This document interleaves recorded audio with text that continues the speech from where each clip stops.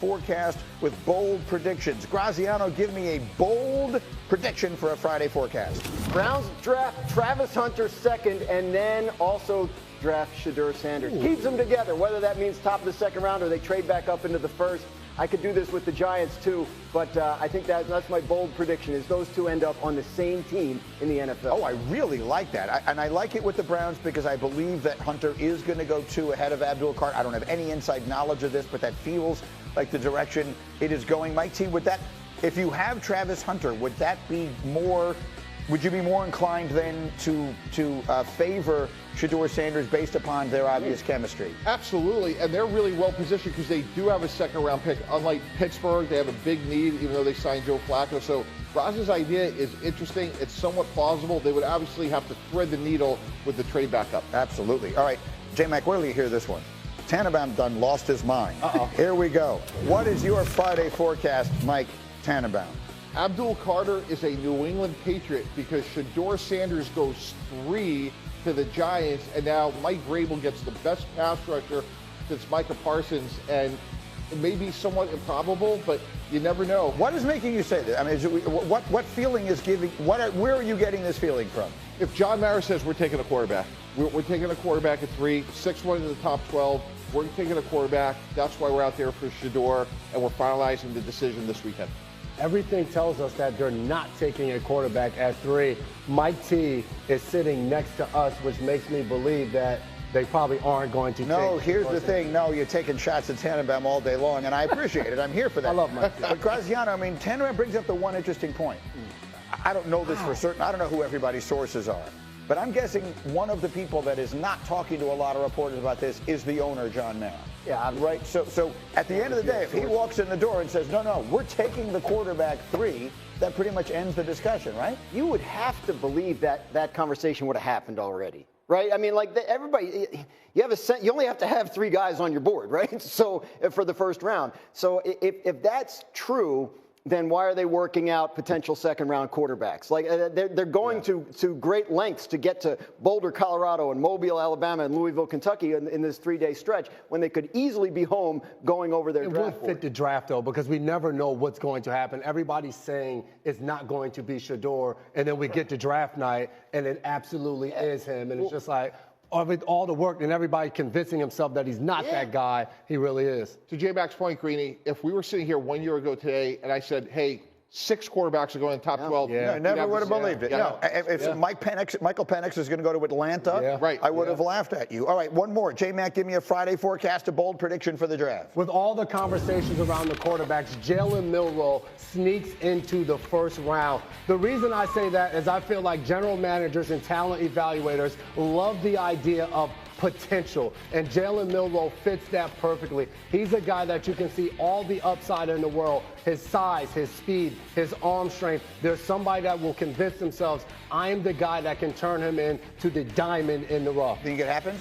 Possibly, and here's why. From an economic standpoint, Greeny, you want the 5th year, because even if you're a B quarterback, you're making $40, $45, $60 million a year. So even if Jalen Milroe was just a good, not great quarterback, trading into the bottom of the first, to J-Mac's point, really makes salary cap sense. Especially if you're not going to play him year 1, right? You need that. You need that extra year to develop. I think this is very realistic. I think there are teams at the back end that would think about it, and I think there are teams at the top of the second round that would think about moving up to do it. He's going to be there in Green Bay, and that has been an indicator.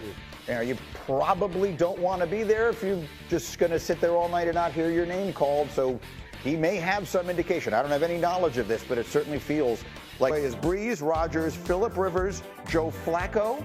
Sure. And then the man who will eventually be the answer to this question, Patrick Mahomes, right. will eventually be that. All right, speaking of Aaron Rodgers, which we indirectly were, guys, get in here for the conversation. The big topic today has been the conversation that Rodgers had on McAfee yesterday, talking about how he's not holding anyone hostage and he is not committed to anything, and retirement is still a possibility. And he just did not sound like a man. He talked about things that are going on in his life. He didn't specify what they are. But he does not sound like a man who was anywhere near making a decision to come back and play football at all, much less to come back and play for the Pittsburgh Steelers. And my reaction was, look, Rodgers makes so many people mad, and that's fine. I'm not his PR person. What I would say is I didn't hear him say anything that is wrong, ethically or morally wrong, but if I'm the Steelers, I move on immediately. Immediately. That does not sound like a person who is anywhere near or is at any point in the future is going to be ready to make the commitment that is required in order to go do what they're trying to do. And you always quote Bill Parcells, and what is it he always said? Yeah, if a player is talking about being retired, they are retired. 6 days from today, Greeny, when you're running the draft for ESPN, the Pittsburgh Steelers have to get a quarterback, period, end of story. Graz has talked about all show about Mason Rudolph, and that's great. He is a bridge quarterback. But if we're spending $30 million a year and a second-round pick on DK Metcalf, the plan wasn't for him to get passes thrown to him by Mason Rudolph. You are all in to get a quarterback. Somehow, some way, you're starting at 21, you go up and get one. It does make you wonder what the plan was, right? I mean, the Steelers are a well-run organization. You can certainly question some things they've done of late, as you can with anyone. But the truth is they're a well-run organization. They let Russell Wilson walk out the door willingly. They let Justin Fields walk out the door willingly. They've obviously never had a guarantee from Rodgers that he was coming. So what has been their plan from the beginning? I mean, do we have any sense of this? You keep saying what is it they thought was going to happen that hasn't? Greeny, again, you go back to last year, 6 quarterbacks in the first round, and I'm sure they're saying, hey, we're going to get one of these 4 guys, meaning Cam Ward, Shedeur Sanders, Jackson Dart, or in most people's Tyler Shugg out of Louisville, and we'll, play good defense, and now we got these 2 great receivers. Is that the plan? Yeah, having the 21st pick in this year's draft, where 6 quarterbacks are not going to go in the first 12 picks, right? You know you're going to be able to get somebody, and you have your list of candidates. So I think the Steelers know they have to address this for the long term at some point. Don't have a second-round pick. They traded it for DK. So in the first round, I think they're a really solid bet to take a quarterback, and it may be a matter of them sitting tight and seeing which one falls to them, because trading up is going to be difficult. They don't have as much draft capital as some others. If you're TJ Watt, and I don't know what he's throwing up the peace sign and all that kind of, and you got all these other veterans in there, are you good with that? Are you good with the plan being like a young quarterback who is not coming in with the pedigree, unless it's Shedeur, not coming in with, the sort of the can't miss prospect kind of status that a lot of last year's guys did? Are you good with this? No, because they're not in a position to just feel great about the draft. We're saying 21. When we say that about a team, they're usually drafting in the top 5. We're just like, all right, at some point, one of these quarterbacks are going to fall for them.